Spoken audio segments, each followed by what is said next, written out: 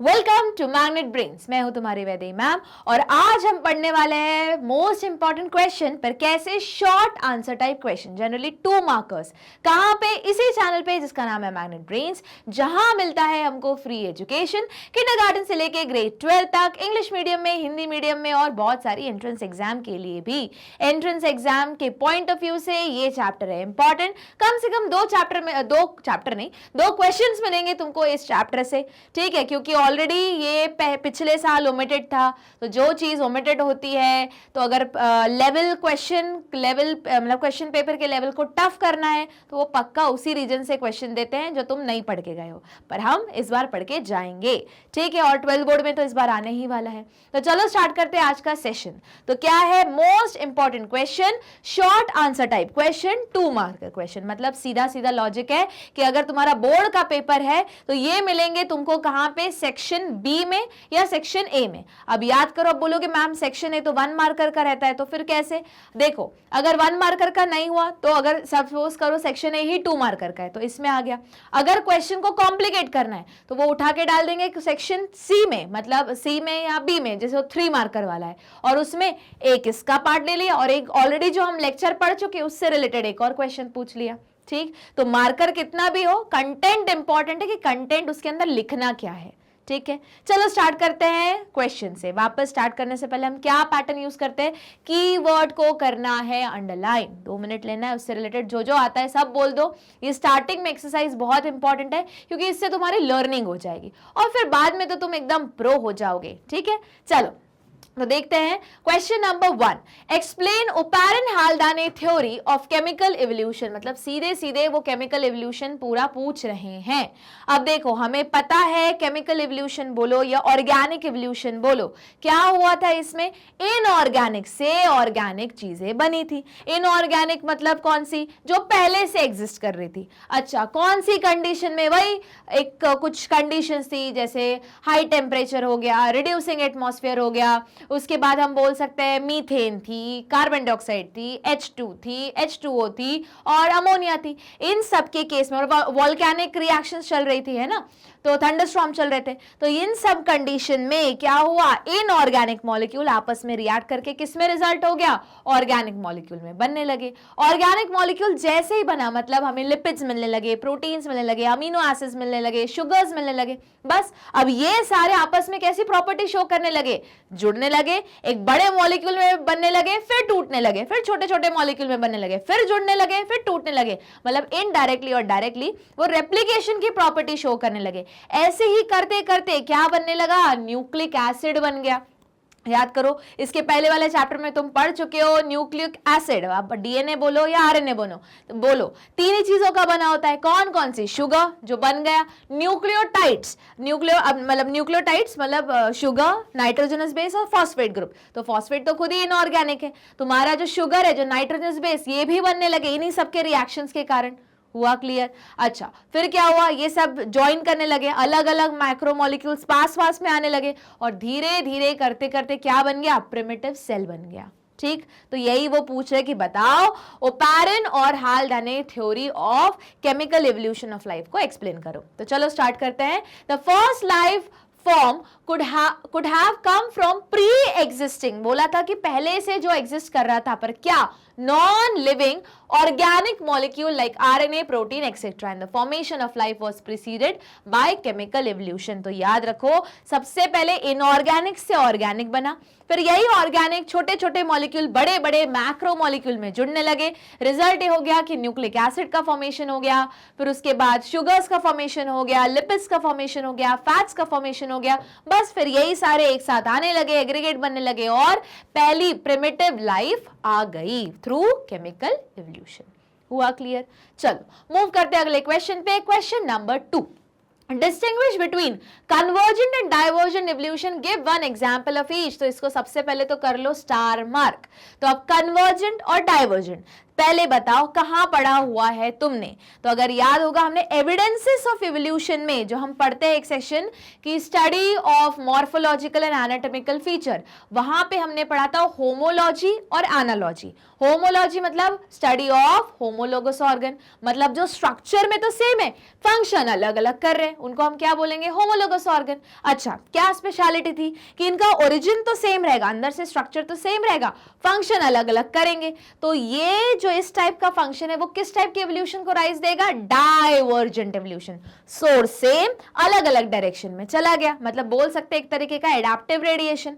ठीक। अच्छा, conversion evolution कहां पढ़ा था तुमने, पढ़ा था एनालॉजी में। एनालॉजी मतलब स्टडी ऑफ एनालोगस ऑर्गन जिनका स्ट्रक्चर तो सेम है, फंक्शन अलग अलग है। अच्छा सॉरी, फंक्शन सेम है, स्ट्रक्चर अलग अलग है। अब दोनों के एग्जाम्पल, अगर होमोलोगस ऑर्गन का एग्जाम्पल लो तो जैसे हम बोल सकते हैं कि चीता का फोरलिम देख लो, ह्यूमन का फोरलिम, फोरलिम मतलब हाथ है ना, फोरलिम देख लो, बैट का फोरलिम देख लो, वेल का फोरलिम देख लो। अंदर से स्ट्रक्चर में यहाँ एक हड्डी है, यहाँ रेडियो अल्ना है, कार्पल, मेटाकार्पल, फेलेंजिस, सब कुछ एकदम प्रॉपर है। बट अब ह्यूमन में मैं लिखने का काम कर रही हूँ, तुम भी लिख रहे हो, नोट कर रहे हो, क्लिक कर रहे हो, है ना। चीता में वो दौड़ने का काम कर रहा है, वेल में वो स्विमिंग में हेल्प कर रहा है, वही बैट में वो उड़ने का काम कर रहा है। तो ये किसका एग्जाम्पल हुआ, structure same, function different, homologous organ. और इस टाइप का इवोल्यूशन जहां ओरिजिन सेम है, डायरेक्शन एडाप्टेशन अलग अलग हो गए, उसको क्या बोलते हैं हम, डाइवर्जेंट इवोल्यूशन। ठीक है। अब कन्वर्जेंट में क्या हुआ कि फंक्शन सेम है, स्ट्रक्चर अलग अलग हो। जैसे चिड़िया के पंख देख लो, बटरफ्लाई के पंख देख लो, दोनों काम कर रहे हो उड़ने में ही, मतलब फंक्शन तो दोनों का सेम चल रहा है, बस स्ट्रक्चर अलग अलग है। तो ये किसका एग्जाम्पल है, एनालोगस। और एनालोगस में रिजल्ट क्या होता है कि अलग अलग स्ट्रक्चर है पर एक जगह आ रहा है, तो फंक्शन एक है, या हम बोल सकते हैं हैबिटेट एक शेयर कर रहा है। तो इसको एग्जांपल हम किस में लेंगे, कन्वर्जेंट इवोल्यूशन में। तो ऐसे कैसे याद रखोगे, डाइवर्जेंट मतलब ऐसे दूर जा रहा है, कॉमन यहां से था तो एक चीज स्ट्रक्चर कॉमन थी, फंक्शन अलग अलग हो गया। फंक्शन एक है, अलग अलग स्ट्रक्चर से बन के आया है। तो ये कैसे एग्जाम्पल है, कन्वर्जेंट इवोल्यूशन का। तो इंपॉर्टेंट है, आता है एग्जाम में, इस टाइप के डायरेक्ट इसी टाइप के स्टाइल में पूछ लेते हैं वो। ठीक है। और अगर एंट्रेंस एग्जाम की बात करो तो एंट्रेंस एग्जाम में वो मैच द फॉलोइंग या फिर which one is correct incorrect उस फॉर्म में दे देंगे, पर उसके लिए इन डेप्थ नॉलेज होना इंपॉर्टेंट है। तो चलो देखते हैं इसका पूरा एक्सप्लेनेशन। तो डाइवर्जेंट इवोल्यूशन, तो डाइवर्जेंट मतलब ऐसा, ठीक है, development of different function structure from a common ancestral form is called divergent evolution. Homologous organ show divergent evolution. Example Darwin finches हो गया। क्यों, आई तो थी एक ही फिंच, मतलब एक ही मछली बोल रही हूँ, एक ही चिड़िया नहीं आई थी, पर मतलब एक टाइप की चिड़िया आई थी जो सारी की सारी सीड खाती थी। पर धीरे धीरे म्यूटेशन हुआ, वेरिएशन हुआ, नेचुरल सिलेक्शन हुआ, फिर उसके बाद हैबिटेट में बसने लगी, बीक्स चेंज होती गई, फीडिंग हैबिट चेंज होती गई, तो ओरिजिन तो सेम था पर अब फंक्शन अलग अलग हो गया, इसलिए क्या लिखा है, डार्विन फिंचेस। अब उसके बाद आता है ऑस्ट्रेलियन एंड प्लेसेंटल मैमल्स के बीच में हम क्या बोलते हैं, डिफरेंस पढ़ते हैं। तो माना जाता है कि माना क्या है, था ही कि ऑस्ट्रेलिया कभी इस मेनलैंड का पार्ट था, तो उसी टाइम पे वहां के कुछ मैमल्स यहाँ आ गए, पर धीरे धीरे टेक्टोनिक मूवमेंट के कारण, ड्रिफ्ट के कारण वो अलग अलग एक आइलैंड में कन्वर्ट होता गया। अब रिजल्ट ये हो गया कि इतने सालों के बाद कि वहां के तुम मैमल्स को कंपेयर करो और यहाँ पे रहने वाले मैमल्स को कंपेयर करो तो एकदम अलग दिखेंगे। ठीक, तो ये भी किसका मतलब, ओरिजिन तो सेम था पर अब हैबिटेट चेंज हो गया, फंक्शन अलग अलग होने लगे, तो उसको क्या बोलेंगे हम वापस, डाइवर्जेंट इवोल्यूशन का एग्जांपल। आगे देख लेते हैं, लोकोमोशन इन मैमल, जो मैंने एग्जांपल दिया, फोर लिम्ब सबके कंपेयर कर लो, स्ट्रक्चर तो सेम है, मतलब अंदर से एनाटॉमिकली हड्डियों का स्ट्रक्चर तो सेम है, सेम एक यहाँ हड्डी, दो हड्डी, इतने इतने इतने, सब नंबर भी सेम है, बस क्या है, फंक्शन अलग अलग यूज हो रहे हैं। ठीक, आगे देखते हैं, कन्वर्जेंट एवोल्यूशन, इसका उल्टा, उल्टा मतलब फंक्शन सेम, स्ट्रक्चर डिफरेंट। चलो देख लेते हैं, development of similar adaptive functional structure in unrelated group of organism is called convergent evolution, मतलब फंक्शन सेम है, analogous organ show convergent evolution. ठीक, Australian marsupial and placental mammal, अब इसमें function एक एक है पर स्ट्रक्चर अलग अलग है, various aquatic vertebra and wings of insects, birds and bat. हुआ क्या क्लियर? मूव करें आगे। तो चलो देखते हैं अगला क्वेश्चन क्या बोल रहा है। Question 3, what is adaptive radiation? देखो अगर तुम ध्यान से, ये एडेप्टिव रेडिएशन 1 मार्कर में भी आएगा, फिर 2 मार्कर में भी आएगा, 3 मार्कर में भी आएगा और 5 मार्कर में भी आएगा। केस स्टडी होगा तो केस स्टडी में भी आ जाएगा, ठीक। तो और एमसीक्यू होगा तो एमसीक्यू में भी आया जाएगा। तो एडेप्टिव रेडिएशन की कुछ अलग ही वैल्यू है। सिमिलरली जब तुम देखोगे तो जो डिसेंट है ना, ह्यूमन एवोल्यूशन को ट्रैक करो, ट्रेस करो, ट्रैक नहीं ट्रेस करो, तो ये एक ऐसा क्वेश्चन है जो अगर सब पार्ट्स में 2 मार्कर में भी दे सकते हैं, एमसीक्यू में भी देख सकते हैं, केस स्टडी में भी दे सकते हैं और एंट्रेंस एग्जाम में तो फिक्स ही है, ठीक। तो चलो देख लेते हैं what is adaptive radiation, explain with an example. अब यहाँ पे तो उन्होंने फिर भी एक्सप्लेन विद एन एग्जांपल दिया है। वापस मैं बोल रही हूं, अगर क्वेश्चन में उन्होंने बोला हो या ना बोला हो कि एग्जांपल दो नहीं दो, तुम लोग ने पढ़ा है, तुम लिख के आने वाले हो, ठीक। चलो तो देख लेते हैं इसका answer. Adaptive radiation is an evolutionary process that produce new species from a single. देखो अभी थोड़ी देर पहले अपन ने पढ़ा था कि एडेप्टिव रेडिएशन मतलब क्या, एक टाइप का डाइवर्जेंट इवोल्यूशन। सोर्स सेम है, फंक्शन अलग अलग होने लगे। एग्जाम्पल हमने क्या पढ़ा था, हमने नहीं, मतलब एडेप्टिव रेडिएशन किसने बताया था, डार्विन ने, है ना। किसका एग्जाम्पल लिया था, डार्विन फिंचेस। कहां पे पढ़ा था, गैलापागोस आइलैंड। किस पे गए थे वो बैठ के, गैलापागोस आइलैंड, HMS बीगल, ठीक है, वो सब हटाओ, रिवाइज हो गया। अच्छा, क्या बोलता है एडेप्टिव रेडिएशन की स्ट्रक्चर सेम है, मतलब ओरिजिनली फिंचेस निकली तो एक ही एंसेस्टर से थी, कॉमन एंसेस्टर थी, पर धीरे धीरे क्या आने लगा, एडेप्टेशंस होने लगे, किसमें, नए नए हैबिटेट में। क्यों होने लगे, क्योंकि क्या हो रहे थे, वेरिएशंस क्रिएट हो रहे थे। वेरिएशंस क्यों हो रहे थे, क्योंकि म्यूटेशंस हो रहे थे, वापस म्यूटेशंस रैंडम हो रहे थे। अब उसके कारण हो क्या रहा था कि जब म्यूटेशंस हो रहे थे तो जो म्यूटेशन अच्छे म्यूटेशन थे या पॉजिटिव म्यूटेशन थे जो फेवर में जाते थे, वो उस एनिमल को हम बोल सकते हैं कि अडैप्ट करने में हेल्प कर रहे थे, उसके सर्वाइवल में हेल्प कर रहे थे, तो वो आगे फॉरवर्ड हो रहे थे। पर वही जो नेगेटिव म्यूटेशंस होंगे वो ऑटोमेटिकली रुक जाएंगे, मैंने पहले भी बताया था, ठीक। तो वही अपन को लिखना है पूरा एडेप्टिव रेडिएशन में। देखते हैं, adaptive radiation is an evolutionary process that produce new species from a single. तो ये बहुत इंपॉर्टेंट है, रैपिडली डाइवर्सिफाइंग लीनिएज। ये वर्ड जरूर लिख के आना है तुमको, जो मैंने गोला लगाया है,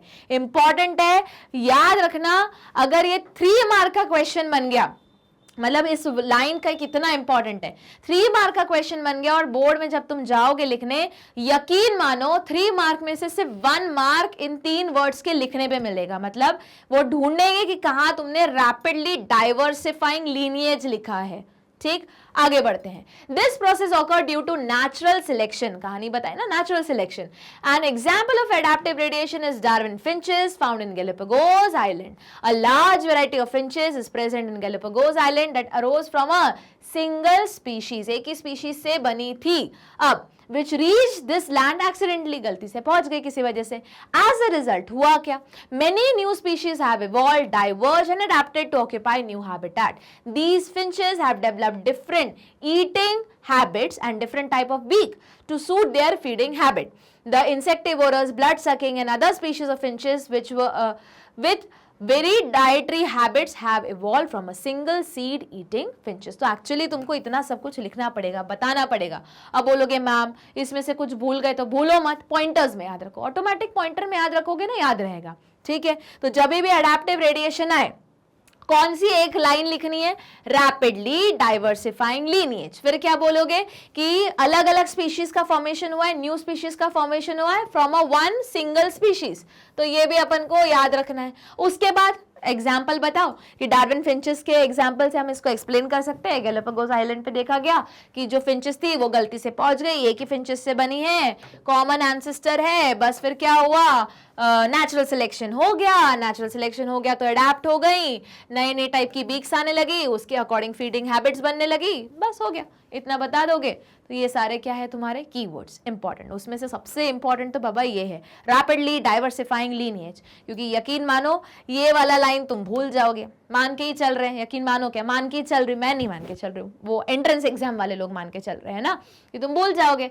बस ऑप्शन में दे देंगे, the best way to describe adaptive radiation is, 4-5 दे देंगे, सारे कॉम्प्लिकेटेड वर्ड, और उसमें से एक ऑप्शन में लिखा रहेगा रैपिडली डाइवर्सिफाइंग लीनिएज। अब अगर तुमने पढ़ा होगा, अब क्या होगा, अगर तुमने पढ़ ही लिया है तो तुमको बन जाएगा, ठीक, चलो मूव करते हैं अगले क्वेश्चन पे। अगला क्वेश्चन क्या बोल रहा है, question number 4, how did Louis Pasteur disapprove spontaneous generation theory. तो याद रखना है लुइस पैस्चर का कैसा एक्सपेरिमेंट था, वही एस शेप फ्लास्क एक्सपेरिमेंट, या फिर उसको हम बोल सकते हैं श्वान नेक एक्सपेरिमेंट। क्या किया था, दो नेक नहीं लिए थे, दो ऐसे फ्लास्क लिए थे जो एस शेप के थे, याद आया। उनमें क्या किया था, उन्होंने ब्रॉथ रखा था और उसको क्या किया था, बॉईल किया था। ठीक है, बॉईल क्यों किया था कि अगर बाय चांस पहले से उस न्यूट्रिएंट मीडियम में कोई माइक्रोब होगा तो बॉइलिंग से वो क्या हो जाएगा, मर जाएगा। तो ये था, ये तुम्हारा एस शेप हुआ। ठीक है, ओके, तो ये इन दोनों को बॉईल किया था। फिर क्या किया था, एक नेक को एज इट इज रखा, दूसरी नेक को क्या किया, यहां से तोड़ डाला। जैसे ही यहां से तोड़ डाला तो फिर अब ये कैसी हो गई, अब ऐसा कुछ समझ लो, ओ नेक ही गायब हो गई। चलो ठीक है, कुछ इस तरीके से हो गया। ठीक, अब क्या हुआ, ये एयर के कांटेक्ट में आ गई। अब एयर में तो तुमको पता ही है ढेर सारे माइक्रोब्स थे, वो डायरेक्ट एंटर कर गई। वही यहाँ पे ये भी एयर के कांटेक्ट में, मना नहीं किया है, पर एयर सिर्फ यहाँ तक जा पाई, तो ज्यादा से ज्यादा माइक्रोब यहाँ मिले, यहाँ तक नहीं पहुंच पाए, क्योंकि पूरी वो जो नेक है वो ऐसे एस शेप की थी, मुड़ी उड़ी हुई थी, तो नहीं जा पाए। तो जब बाद में उन्होंने यहाँ पे ऑब्जर्व किया तो इस जगह पे क्या मिला, कोई माइक्रोबियल ग्रोथ नहीं मिली। वहीं यहां पे माइक्रोबियल ग्रोथ मिल गई। क्यों मिल गई, क्योंकि एयर की प्रेजेंस में जैसे ही वो कांटेक्ट में आया तो एयर में जो माइक्रोब्स थे वो यहां पहुंच गए और क्या करने लगे, ग्रो करने लगे। तो ये चीज प्रूफ हो गई कि जो लाइफ है वो कहां से आती है, जो पहले से कोई चीज लिविंग है वहीं से आती है, स्पॉन्टेनियसली चमत्कारिक रूप से नहीं पैदा होती।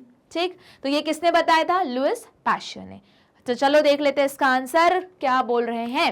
Louis Pasteur showed that in pre sterilized flask, ठीक है, मतलब पहले से जो स्टरलाइजेशन किया हुआ है, कैसे किया था, हीट करके, life did not come from killed yeast, life killed yeast से नहीं आती, मरे हुए से नहीं आती। While in another flask open to air new organism arose from killed yeast. क्यों, क्योंकि ऑलरेडी कांटेक्ट में था एयर के, बस मीडियम तैयार, अटैक हो गया और ग्रो हो गया बल्क में। हुआ क्लियर इतना, मूव करें आगे। तो चलो देख लेते हैं अगला क्वेश्चन क्या है। अब तुम्हारे मन में जेन्युइन डाउट आएगा, मैम हम डायग्राम बना सकते क्या, अरे बिल्कुल बना सकते हो, यहां नहीं डायग्राम बना, अगर सपोज यही क्वेश्चन 3 मार्कर में चला जाता, बिल्कुल बना के आओ डायग्राम, भले एनसीईआरटी में नहीं है, पर लेबलिंग प्रॉपर करना, एक्सप्लेन जरूर करके आना कि एक्चुअली हो क्या रहा है, कि एक को ब्रेक किया एयर के कांटेक्ट में, तो मेंशन करनी पड़ेगी हर एक चीज कि हीट किया। जो मैंने डायग्राम तुमको एक्सप्लेन किया था ना एक्सप्लेनेशन के टाइम पे, वो पूरा का पूरा बना के आ जाओ, लेबलिंग प्रॉपर करके आ जाओ, तो मार्क्स मिल जाएंगे। ठीक, मूव करते हैं आगे, अगला क्वेश्चन देखते हैं। Question number 5, define homologous organ, give one example of organ homologous to hand of man. वापस आ गया, देखो एक ही क्वेश्चन को पूछने का अलग अलग तरीका। उन्होंने अभी पूछ लिया कन्वर्जेंट और डाइवर्जेंट का डिफरेंस बताओ, अब इसी को इंडिविजुअली पूछ लिया कि बताओ होमोलोगस ऑर्गन क्या है। तो पता है बाबा, ऐसे ऑर्गन्स जो स्ट्रक्चर में क्या है सिमिलर, फंक्शन में क्या है अलग, उनको क्या बोलेंगे हम, होमोलोगस ऑर्गन। अच्छा जल्दी बताओ, स्टडी ऑफ होमोलोगस ऑर्गन को क्या बोलते हैं, होमोलॉजी। ठीक, अच्छा एनालोगस को एनालॉजी। अच्छा अब बताओ, वो पूछ रहा है कि एक एग्जाम्पल दो ह्यूमन के हैंड का होमोलोगस ऑर्गन। तो अरे चीता का 4 लिम्ब हो गया, फिर उसके बाद बैट का विंग्स हो गए, उसके बाद वेल के फिन्स हो गए, सारे के सारे क्या है, होमोलोगस ऑर्गन, क्योंकि स्ट्रक्चर में तो सब क्या है, सेम है, फंक्शन क्या कर रहे हैं, अलग अलग कर रहे हैं। हुआ क्लियर, देख लो, homologous organ are those organ which are similar in basic structure and embryonic development but perform different functions. Example, bones of 4 limb of whale, bat, birds and human being. हुआ क्लियर, चलो easy था। अब same वो question पूछ सकते हैं, define analogous organ, give one example, ठीक है, पर बन जाएगा ना। ठीक है, मूव करते अगले क्वेश्चन पे। Question 6, what is the role of variation in evolution. पूछ रहे बताओ रोल क्या है वेरिएशन का एवोल्यूशन में। अरे बाबा अच्छा क्वेश्चन है, ये जरूरी नहीं कि इसी चैप्टर से रिलेटेड है, ये 6th चैप्टर 5th चैप्टर को मर्ज करके भी एक बड़ा क्वेश्चन के फॉर्म में पूछा जा सकता है। मेंडेलियन जेनेटिक्स को भी डाला जा सकता है इसके थोड़े आसपास 2-3 क्वेश्चंस टॉपिक्स को रिलेट करके। तो देखो हम ऑलरेडी पढ़ चुके हैं, वेरिएशन मतलब क्या आ रहा है, कुछ चेंज आ रहा है ना, जैसा होना चाहिए वैसा नहीं, कुछ वेराइटी आ गई, कुछ चेंज आ गया, वेरिएशन आ गए। तो वेरिएशन किसके कारण आ रहा है, म्यूटेशन हुआ होगा, तभी तो वेरिएशन आ रहा है। तो वेरिएशन होता है तो होता क्या है, अलग अलग पॉसिबिलिटीज क्रिएट होती हैं, अलग अलग फीचर्स क्रिएट होते हैं, अलग अलग फिनोटाइप क्रिएट होते हैं। और ये होता है कि सिंस वेरिएशन आता है जेनेटिक मटेरियल में, मतलब जीनोटाइप चेंज हो जाता है, इसलिए फिनोटाइप चेंज हो जाता है। ठीक है, फिजिकल अपीयरेंस जो होता है उसको हम फिनोटाइप बोलते हैं, जेनेटिक मेकअप उसको हम जीनोटाइप बोलते हैं। जब डीएनए में म्यूटेशन होगा तो जीनोटाइप में चेंज होगा, रिजल्ट ये होगा कि फिजिकली तुम्हें कोई चीज अलग दिखेगी। अब होगा ये कि जब फिजिकल अपीयरेंस में या मॉर्फोलॉजिकल अपीयरेंस में या कोई भी चीज में चेंज आ रहा है, वेरिएशन आ रहा है, तो हो सकता है कि जब एक्चुअली एनवायरमेंट वैसा सूट करे या हैबिटेट चेंज हो जाए, तो जो वेरिएशन आया था ना वो उस ऑर्गेनिज्म को सर्वाइव करने में बेनिफिट करने लगा।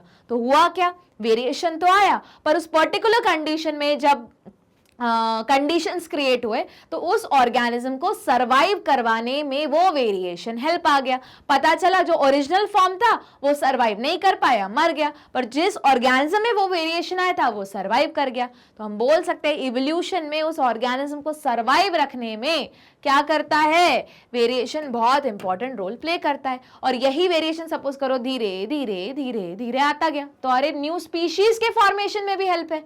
ठीक है, तो हम बोल सकते हैं कि स्पीशिएशन में भी वेरिएशन बहुत बड़ा रोल प्ले करता है और उस ऑर्गेनिज्म के सर्वाइवल में भी रोल प्ले करता है। चलो देख लेते हैं आंसर।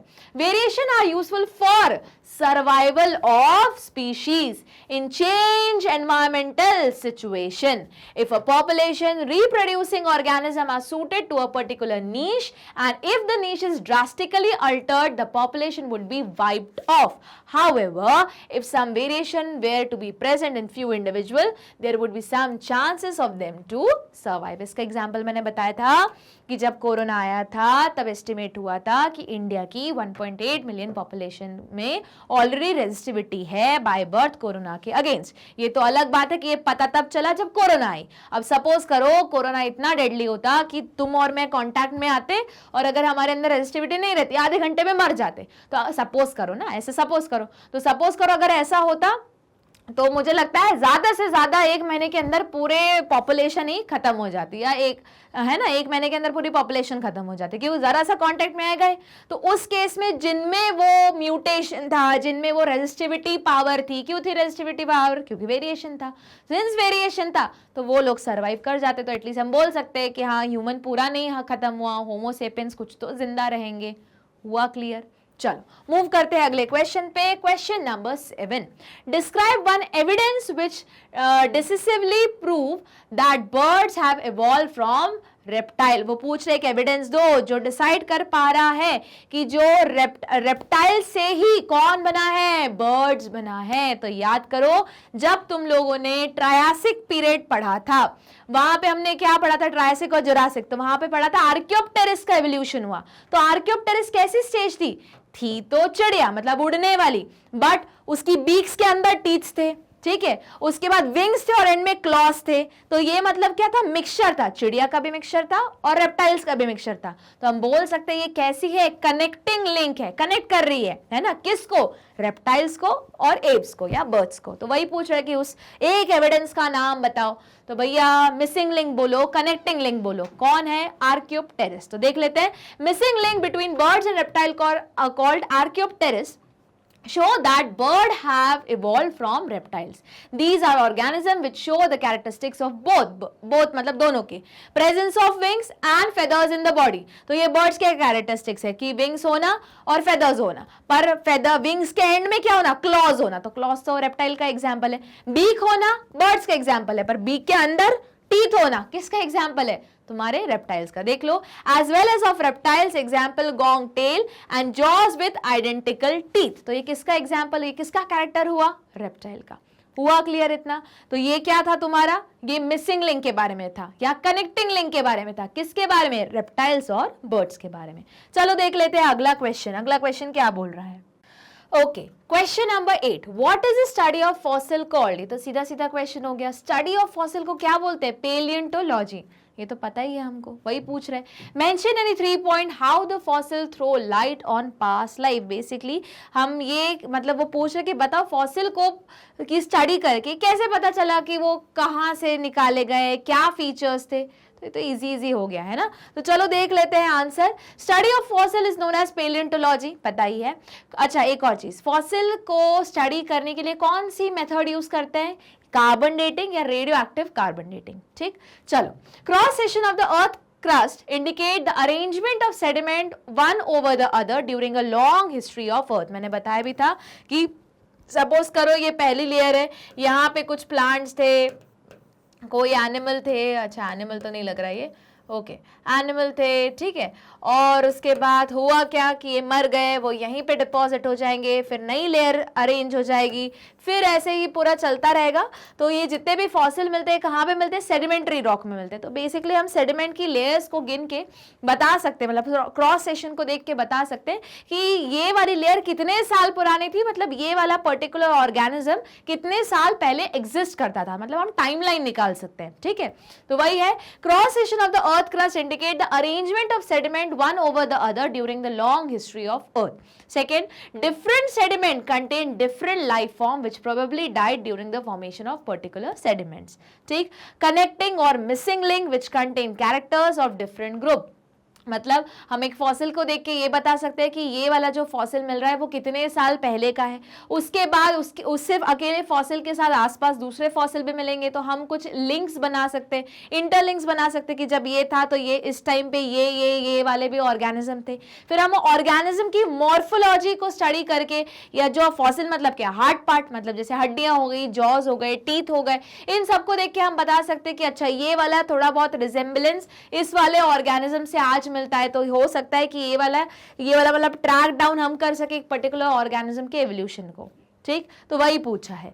चलो मूव करते हैं आगे। Question number 9, Why has natural selection not eliminated sickle cell anemia? बहुत बढ़िया क्वेश्चन है। क्यों बढ़िया क्वेश्चन है? क्योंकि ये दो चैप्टर्स का मर्ज होके एक क्वेश्चन बनाया गया है, इसलिए बहुत अच्छा क्वेश्चन है।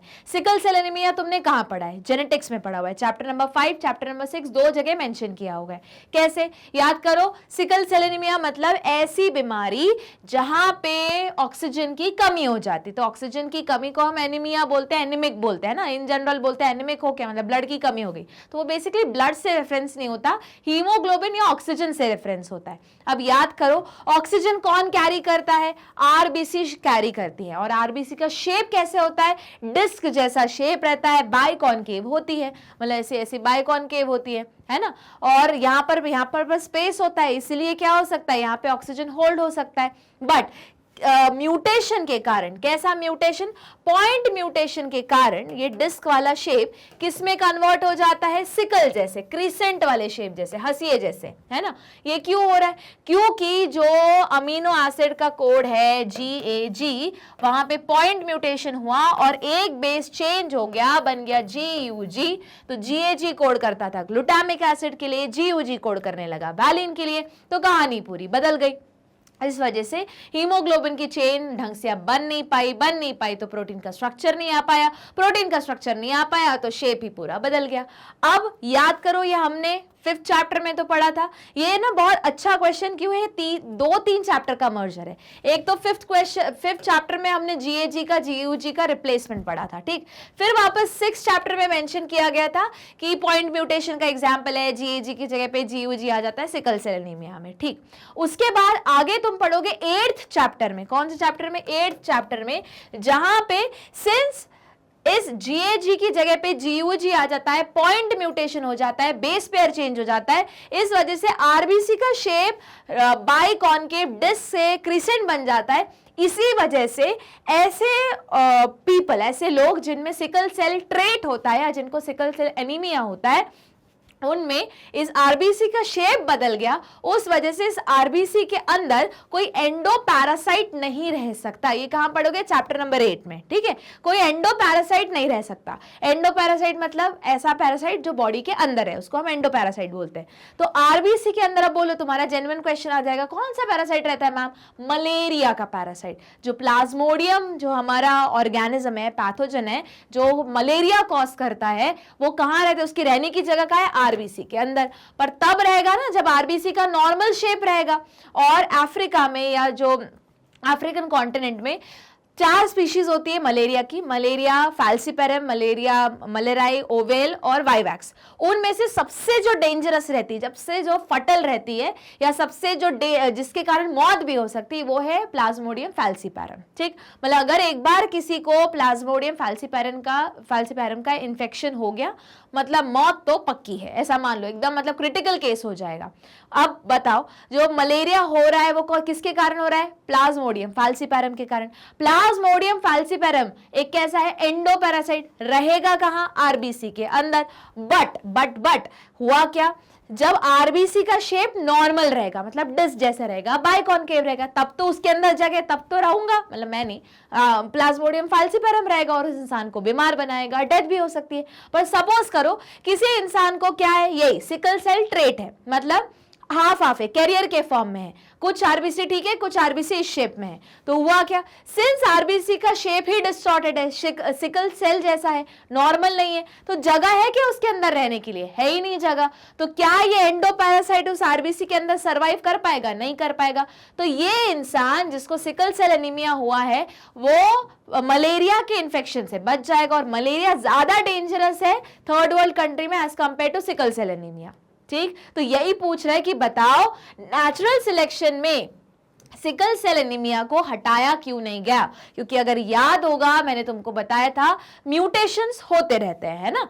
अच्छे म्यूटेशंस भी होते हैं, बुरे म्यूटेशंस भी होते हैं। जब अच्छे म्यूटेशंस ही हट जाते हैं, बुरे म्यूटेशन तो वैसे भी एलिमिनेट हो जाते हैं। तो कहने के लिए ये म्यूटेशन है, हाँ बिल्कुल पॉइंट म्यूटेशन है। अब ये नेगेटिव काइंड ऑफ म्यूटेशन है, हाँ बिल्कुल बीमार पड़ रहा है एक इंसान, तो ये नेगेटिव म्यूटेशन तो हट जाने चाहिए, पर हटा क्यों नहीं? क्योंकि अफ्रीका वाली जगह पे ये जो म्यूटेशन हुआ है, जो भले दिखने में नेगेटिव लग रहा है, पर अफ्रीकन कॉन्टिनेंट में वहां के लोगों को सरवाइव कराने में हेल्प कर रहा है। अरे अगर इंसान ही नहीं रहेगा, मतलब वो ऑर्गेनिज्म ही जिंदा नहीं रहेगा, तो कितना भी म्यूटेशन करा लो, कोई भी इवोल्यूशन का भी कोई फायदा नहीं। सबसे पहले इवॉल्व होने के लिए उस ऑर्गेनिज्म का जिंदा रहना इंपॉर्टेंट है। और जिंदा रहना क्या, जिंदा कब रहता है कोई इंसान? जब उसके अंदर वेरिएशन आता है। वेरिएशन कब आता है? जब म्यूटेशन आता है। अब भले ये म्यूटेशन नेगेटिव स्टाइल का है, पर इस इंसान को जिंदा रखवाने में हेल्प कर रहा है। क्यों?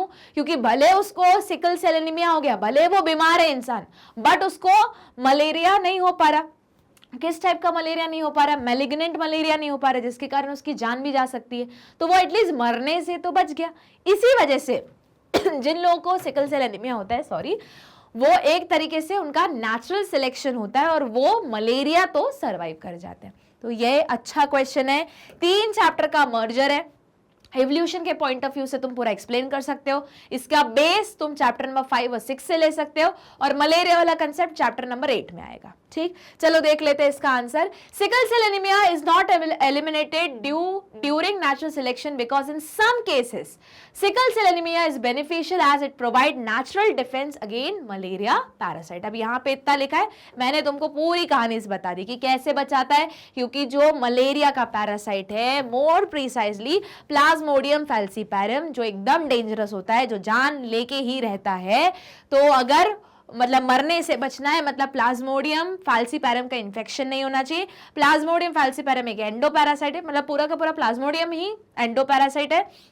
तो अगर आरबीसी का शेप ही बिगड़ जाएगा तो वो रहेगा कहाँ? सिंस वो रहेगा नहीं, तो जिसको सिकल सेल एनीमिया हो गया उसको मलेरिया हो नहीं सकता। इस कंडीशन में सिंस जहाँ पे मलेरिया बहुत डेंजरस है, इंसान बच जाएगा। ठीक, चलो देख लेते हैं आगे। Okay, question number 10. Life originated from the Earth's inorganic atmosphere in the past, but this no longer happened today. क्यों बाबा? क्योंकि उस टाइम पे, अब तो देखो 2 रीजन पूछे, पर तुम खुद ही आंसर बोलोगे तो आंसर मिल जाएगा। उस टाइम पे क्या था, कैसा एटमॉस्फेयर था? रिड्यूसिंग एटमॉस्फेयर, मतलब ऑक्सीजन नहीं था, कार्बन डाइऑक्साइड ज्यादा था। आज के टाइम पे ऑक्सीडाइजिंग एटमॉस्फेयर है, ऑक्सीजन है 21%। अच्छा, उस टाइम पे और क्या था? अर्थ का टेम्परेचर बहुत ज्यादा था, साथ में एयर में सिर्फ H2 गैस, उसके बाद तुम्हारी अमोनिया गैस, उसके बाद मीथेन, ये सारी गैसेस थी। आज है क्या? नहीं, मतलब है पर इतनी क्वांटिटी में नहीं है। आज तो सबसे ज्यादा नाइट्रोजन गैस है। ठीक, तो यही अपन को रीजंस लिखने हैं। अच्छा, एक और चीज, उस टाइम पे यूवी रेडिएशन आ जाते थे हार्मफुल, अब तो ओजोन लेयर भी है प्रोटेक्शन के लिए। ठीक, चलो देख लेते हैं answer. Life can not be originated in the present day atmosphere because, ये आता है क्वेश्चन, कहां आता है, जरा स्टार मार्क कर लो, असर्शन रीजन में आता है। जो भी तुम नॉर्मल में भी कुछ पढ़ रहे हो और तुम्हें ऐसा जहां पे भी बिकॉज लगाना पड़े ना, मतलब सीधा सीधा समझ जाओ ये असर्शन रीजन के क्वेश्चंस बन रहे हैं। ठीक, तो देखो लाइफ क्यों ओरिजिनेट नहीं हो पा रही है उसी तरीके से जैसे पहले हुई थी पर आज नहीं कर सकते, क्योंकि the temperature of present atmosphere is much less than that of primitive atmosphere. ये टेम्परेचर ही एक मेन रीजन था जिसके कारण क्या हुई थी, रिएक्शंस हुई थी। अमोनिया, वाटर, H2, मीथेन सारे आपस में रिएक्ट हो गए थे और क्या बनाए थे, ऑर्गेनिक मॉलिक्यूल्स का फॉर्मेशन हुआ था। ठीक है, दूसरा जो मैंने बोला, उस टाइम एटमॉस्फेयर कैसा था, रिड्यूसिंग इन नेचर। आज एटमॉस्फेयर कैसा है, ऑक्सीडाइजिंग इन नेचर। देखो जरा, the present day atmosphere is oxidizing and not reducing due to the presence of oxygen gas। उस टाइम ऑक्सीजन गैस नहीं थी, वो वाटर वेपर के फॉर्म में ऑक्सीजन कंबाइंड थी। ठीक, चलो अच्छा क्वेश्चन है, इंपॉर्टेंट है, असर्शन रीजन के फॉर्म में बोर्ड में भी पूछा जा सकता है और कॉम्पिटिटिव के लिए तो है ही, साथ में रीजनिंग वाले क्वेश्चन का भी ये पोर्शन हुआ। स्टेटमेंट 1 स्टेटमेंट 2 भी हो सकता है। मूव करते हैं अगले क्वेश्चन पे, question 11। If you discovered a fossil bird with scales on the body and teeth in the beak, सीधा सीधा आर्कियोप्टेरिस के बारे में बात कर रहे हैं। ठीक है, what would you conclude about it position in the animal kingdom. अरे ये तो वो चीज है जिसको हम क्या बोलते हैं, मिसिंग लिंक या फिर कनेक्टिंग लिंक। किन के बीच में, रेप्टाइल्स और बर्ड्स के बीच में। क्यों, क्योंकि ये वो वाला कैटेगरी है, कैटेगरी नहीं, ये वो वाली फॉसिल बर्ड है जिसमें रेप्टाइल के भी फीचर्स मिल रहे हैं, जैसे स्केल्स हो गए बॉडी पे, बीक के अंदर दांत हो गए, सेम एकदम आइडेंटिकल टीथ्स हो गए, फिर फेदर्स के मतलब विंग्स के, फेदर्स ने विंग्स के एंड पे क्या मिल रहा है, क्लॉज मिल रहा है। तो ये तो सारे किसके कैरेक्टरिस्टिक्स हुए, रेप्टाइल्स के। पर साथ में बर्ड्स के भी कैरेक्टर्स मिल रहे हैं, फेदर्स मिल रही है, बीक मिल रही है। ठीक, तो ये किसके बीच में, ये मिसिंग लिंक है, किसके बीच में, रेप्टाइल्स और एप्स के बीच में। इसे हम बोल सकते हैं कि जितने भी बर्ड्स हैं वो कहां से ओरिजिनेट हुए, रेप्टाइल से ही इवॉल्व हुए हैं। ठीक है, तो देख लो जरा answer. Since this fossil bird have both avian character and reptilian character, example scales on body and teeth and beak, it would be considered as a connecting link between reptiles and birds. हुआ clear? चलो move करते हैं आगे, question number 12। What is speciation? List any two event that lead to speciation। तो speciation मतलब कोई new species का formation को हम क्या बोलते हैं, स्पीशिएशन। क्या हो सकता है, जेनेटिक ड्रिफ्ट हो सकता है, बहुत ज्यादा ड्रिफ्ट हो गई, अलग हो गया, या एडाप्टिव रेडिएशन मतलब जोग्राफिकल आइसोलेशन हो गया, उसके कारण भी स्पीशिएशन हो सकता है। तो देख लेते हैं answer. Speciation refer to the origin of new species or phenomena of development of new species from the pre-existing one, है ना। जैसे जो तुमने adaptive radiation में पढ़ा, हुआ क्या था, geographical isolate हो गए, source same था, मतलब एक ही species से बनी हुई है, फिर अलग अलग species में mutation के कारण, variation के कारण, natural selection के कारण जो बनती चली गई। यही तो पूछा है, बताओ किसके कारण speciation हो रहा है। तो देखो, the factor which leads to speciation are genetic drift। मैंने कहा था कि हमेशा पीक एक पॉपुलेशन में एक कैरेक्टर के लिए एक ही हाईएस्ट मिलता है ना। हुआ क्या कि अगर ये जो शिफ्ट है ये एक ही डायरेक्शन में होने लगे तो धीरे धीरे ये पीक दो पीक्स में कन्वर्ट हो जाएगा, और दो पीक्स जहां पे मिल रही है मतलब समझ जाओ न्यू स्पीशीज का फॉर्मेशन हो रहा है। और ये पीक क्यों क्रिएट हो रहा है, क्योंकि एक ही टाइप का जीन या तो आगे बढ़ रहा है या तो नया टाइप का कोई जीन आ गया। जीन क्यों नया टाइप का आया, क्योंकि म्यूटेशन हुआ। म्यूटेशन ऐसा हुआ कि जिसके कारण वेरिएशन आ गया। वेरिएशन ऐसा था जो फेवरेबल था, उस ऑर्गेनिज्म को सर्वाइव कराने में हेल्प करा रहा था, इजीली अडैप्ट कर पा रहा था, मतलब सीधा सीधा बोल दो नेचुरल सिलेक्शन करवा रहा था। ठीक, चलो आगे मूव करते हैं, question number 13। Would you consider wing of butterfly and bats as homologous or analogous? Why? तो ये तो हम पढ़ चुके हैं, किसका एग्जाम्पल पढ़ चुके हैं, एनालोगस ऑर्गन। क्यों, बटरफ्लाई की विंग और बैट की विंग दोनों क्या कर रहे हैं, एक ही फंक्शन कर रहे हैं, उड़ने में मदद कर रहे हैं। बट स्ट्रक्चर के तरफ देखूं मैं या उसकी एनाटॉमी स्टडी करूं तो दोनों अलग अलग है। मतलब ऐसा ऑर्गन जो एनाटॉमिकली अलग अलग है बट फंक्शन सेम कर रहा है, उनको हम क्या बोलेंगे, एनालोगस ऑर्गन। तो देखो जरा, wings of butterfly and bats are said to be analogous because they have originated from different parts. Example, in butterfly wing are originated from skin, and feathers in bat wing are originated from forelimb, but both of them perform the same function of flying. हुआ clear? अच्छा, analogous का just उल्टा homologous. तो याद रखो, case study based question में या diagram based question में वो पिक्चर भी दे सकते हैं और पूछ सकते हैं कि बताओ ये क्या डिपिक्ट कर रहा है, फिर उससे रिलेटेड, मतलब डायग्राम बेस्ड क्वेश्चन में, एमसीक्यू में, एंट्रेंस एग्जाम में भी ऐसे क्वेश्चन पूछे जा सकते हैं। हाई चांसेस है इस टाइप के क्वेश्चन पूछे जाने की। ठीक, चलो आगे मूव करते हैं। Question number 14, define natural selection, who else along with Charles Darwin propose it as a mechanism of evolution. देखो सेम क्वेश्चन अलग अलग तरीके से पूछा जा रहा है। चार्ल्स डार्विन के पैरेलल एक और साइंटिस्ट का नाम बताओ जिन्होंने सेम, एक साइंटिस्ट ने, इकोलॉजिस्ट का नाम बताओ जिन्होंने सेम कंक्लूजन दिया। तो क्या था उनका नाम? वैलेस। ठीक है, अल्फ्रेड वैलेस। कहां पे पढ़ाई की थी? पढ़ाई नहीं, मतलब कहां पे उन्होंने ऑब्जर्वेशन किया था? Malay archipelago. वहीं चार्ल्स डार्विन ने कहां पे ऑब्जर्वेशन किया था? गैलापागोस आइलैंड पे। ठीक, अब क्या बोलता है नेचुरल सिलेक्शन? तो देखो, natural selection is a process of selection by nature, क्योंकि नेचुरली हो रहा है, मतलब नेचर सिलेक्ट कर रहा है, in which individual with those characteristics which enable them to survive better in natural condition would outcome the number who are less adapted under the same natural condition. होगा क्या कि वही वाले जो फीचर्स है, जो कैरेक्टर है, वो नेचुरली सिलेक्ट होंगे, वही अगली प्रोजेनी में पास होंगे और वही ऑर्गेनिज्म सर्वाइव भी करेंगे और वही ऑर्गेनिज्म मैक्सिमम अपनी प्रोजेनी भी पैदा करेंगे जो इजीली क्या कर रहे हैं? अडेप्ट कर पा रहे हैं। हुआ क्लियर इतना? अच्छा, दूसरा क्वेश्चन क्या था इसके साथ कि पूछा गया था बताओ कौन से एक और साइंटिस्ट ने सेम कंक्लूजन लेके आए थे। तो देखो, Alfred Wallace also propose the same mechanism of evolution and call is survival of fittest. हुआ क्लियर? मूव करें आगे, इजी था। Question number 15, a chimpanzee can hold object by its hand and an elephant by trunk. Are these organ analogous or homologous? तो एक बात बताओ, trunk किस चीज का एक्सटेंशन है? यहां का है ना, और जो हैंड है वो 4 लिम्ब का है। तो स्ट्रक्चर ही क्या है? अलग अलग। फंक्शन क्या हो रहा है? सेम हो रहा है। तो देखो जरा, these organ are analogous organ as they are performing the same function, hold करने का, ठीक है, of holding object, but are originated from different parts. Example, 4 limbs in chimpanzee और trunk nose का ही extension है, तो and nose in elephant। मतलब अगर मैं उनका anatomical feature देखूं तो एकदम completely अलग अलग दिखेंगे, पर फंक्शन दोनों सेम कर रहे हैं। ठीक, तो ऐसे तो हम ये भी बोल सकते हैं कि बहुत बार जो चिंपैंजी है या ओरंगुटान है, उनकी टेल, या स्पाइडर मंकी, उनकी टेल भी हेल्प करती है कुछ कुछ होल्ड करने के लिए, पर अब होल्ड तो सभी कर रहे हैं, पर फंक्शन अलग, फंक्शन सेम है, स्ट्रक्चर अलग अलग है।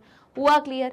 चलो आगे मूव करते हैं। Question number 16, differentiate between convergent and divergent evolution. सीधा सा तरीका, होमोलोगस एनालोगस ऑर्गन पूछने का दूसरा तरीका कि कन्वर्जेंट बता दो, डाइवर्जेंट बता दो। तो हमें पता है डाइवर्जेंट, डाइवर्जेंट मतलब सोर्स सेम, अलग अलग जगह चले गए, फंक्शन डिफरेंट। मतलब कब होता है? जब होमोलोगस ऑर्गन होता है ना, कि ओरिजिन सेम है, बस अलग अलग चले गए। और एग्जांपल, एडेप्टिव रेडिएशन भी तुम डाइवर्जेंट में एक्सप्लेन कर सकते हो। कन्वर्जेंट, अलग अलग क्या हुए? स्ट्रक्चर हुए, पर फंक्शन एक ही जगह आ रहा है या हैबिटेट एक ही जगह आ रहा है, तो उसका एग्जांपल, उसको क्या बोलेंगे हम? Convergent evolution. तो देख लेते हैं डाइवर्जेंट एवोल्यूशन और कन्वर्जेंट एवोल्यूशन के बीच का difference. Evolutionary process of different species which produce new species diverse from a single ancestral form. जैसे ऑस्ट्रेलियन मार्सुपियल एक ही जगह से ओरिजिनेटेड है, फंक्शन अलग अलग कर रहे हैं, ठीक है, तो उसको हम क्या बोलेंगे? Divergent evolution. या बोल सकते हैं डाइवर्जेंट एवोल्यूशन कब होंगे? जब होमोलोगस ऑर्गन्स होंगे। दूसरा, convergent evolution when more than one adaptive radiation. और कब? देखो, एडेप्टिव रेडिएशन यहां हुआ, पर बहुत सारे एडेप्टिव रेडिएशन एक साथ आ गए, तो यहां से देखो, अब समझो बात को, ये लाइन अच्छी है, अब कंफ्यूज करने के लिए बहुत है। बोलोगे मैम एडेप्टिव रेडिएशन तो आपने बोला कि डाइवर्जेंट एवोल्यूशन में होता है, करेक्ट। मैंने क्या बोला? एडेप्टिव रेडिएशन मतलब सोर्स सेम था, अलग अलग जगह फंक्शंस करने लगे, तो ये तो हम होमोलोगस ऑर्गन मतलब डाइवर्जेंट में पढ़ते हैं। पर ऐसे अलग अलग एडेप्टिव रेडिएशन, यहां से आया, यहां से आया, यहां से आया, मतलब स्ट्रक्चर सेम है, फंक्शन अलग अलग है। अब इसका फंक्शन, सारे ये पांचों, सपोज करो यहां से जो 5 ऑर्गेनिज्म निकल रहे हैं, उनका स्ट्रक्चर सेम है, फंक्शन अलग अलग चल रहे हैं, ठीक है, सेम यहां से हो रहा है, पर इसका और इसका फंक्शन सेम हो रहा है, इसलिए फंक्शन सेम है पर एक जगह पे मीट हो रहे हैं, तो फंक्शन सेम स्ट्रक्चर अलग, तो इसको हम क्या बोलेंगे कि कन्वर्जेंट एवोल्यूशन कब होता है, जब एक से ज्यादा एडाप्टिव रेडिएशन होते हैं एक ही जगह पे, तो उसको हम क्या बोलेंगे, convergent evolution. Camels are found in Asia, llamas are found in South America. हुआ क्या क्लियर? चलो मूव करते हैं आगे। Question number 17, bring out difference between D varies mutation and Darwinian variation। अच्छा क्वेश्चन है, जनरली इस टाइप के क्वेश्चन स्टूडेंट्स छोड़ के आते हैं और ये वो क्वेश्चन है जो तुमको लीड दिलवाता है बाकी लोगों से, ठीक है। तो वो पूछ रहा है कि डिफरेंस बताओ ह्यूगो डी वेरीज के म्यूटेशन में, कि बताओ किसने बोला था डायरेक्शनल है, रैंडम है, डायरेक्शनल ऐसे वही पूछ रहे हैं, ठीक है, और डार्विनियन वेरिएशन के बीच में। तो चलो देख लेते हैं। According to de Vries mutation are large, ठीक है, डी वेरीज के अकॉर्डिंग म्यूटेशन कैसा होता है, लार्ज होता है, वहीं डार्विन ने उल्टा बोला था, स्मॉल होते हैं, ठीक है। Heritable change in the characteristics of a population that arise suddenly and causes speciation in a single step, जिसको उन्होंने साल्टेशन बोला था। While evolution for Darwin is gradual and occur during variation over number of generation, मतलब Darwin के according mutation slow process होती है, धीरे धीरे होता है, रैंडम होता है, बट ह्यूगो डी वेरीज के अकॉर्डिंग बड़ा होता है और एक बड़ी स्टेप के फॉर्म में एकदम पूरा स्पीशिएशन लेके आ सकता है, इसलिए उसको साल्टेशन बोला। उसके साथ में डायरेक्शनल रहता है, मतलब एक डायरेक्शन में फ्लो होता है, ठीक है। अब mutation are random and directionless while variation are small and directional, तो ये अपन को याद रखना है। हुआ क्लियर? चलो, तो इसके साथ तुम्हारा शॉर्ट आंसर टाइप क्वेश्चन इस चैप्टर का मोस्ट इंपॉर्टेंट वाले सेशन में होता है खत्म। तो क्या करेंगे, हम गूगल पे टाइप करेंगे www.magnetbrains.com, जैसे ही टाइप करेंगे ये होम पेज आएगा, क्लास को सिलेक्ट करेंगे, सब्जेक्ट सिलेक्ट करेंगे, उसके बाद टॉपिक सिलेक्ट करेंगे और सुनते चलेंगे। क्यों? क्योंकि मैग्नेट ब्रेन वो प्लेटफॉर्म है जो देता है आपको फ्री एजुकेशन, किंडरगार्टन से लेके ग्रेड 12 तक, इंग्लिश मीडियम में, हिंदी मीडियम में, और बहुत सारी एंट्रेंस एग्जाम के लिए भी। तुम देख सकते हो कितनी सारे एंट्रेंस एग्जाम की प्रिपरेशन कराता है, ठीक है। तो सिर्फ सुनना नहीं है, याद भी करना है, प्रैक्टिस भी करना है और अच्छे मार्क्स लेके आना है या सिलेक्ट होके दिखाना है, ठीक है। तो इसके साथ सिर्फ इतना ही नहीं करना है, लाइक शेयर सब्सक्राइब करना नहीं भूलना है। मिलते हैं हम अगले लेक्चर में, अगली क्लास में, तब तक पढ़ते रहो और बने रहो मेरे साथ और मैग्नेट ब्रेन्स के साथ।